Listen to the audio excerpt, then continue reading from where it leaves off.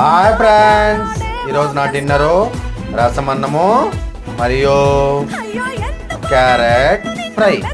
ఈ రసమన్నము carrot fry ఎలా తినాలనుకున్నానంటే ఈరోజు మన తమిళనాడులో ఉన్న సాపాటు రామన్ వీడియో చూడండి, వెళ్ళి మీరు మీకే తెలుస్తుంది.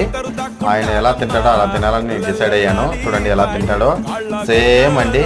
ఇదే విధంగా కలుపుకొని ఇదే విధంగా పెద్ద ముద్ద ఎత్తుకొని నోట్లో పెట్టుకొని నోరు పట్టనంతా తీసుకుంటాడు. అదేవిధంగా కర్రీస్ అట్లా తీసుకొని తింటాడండి.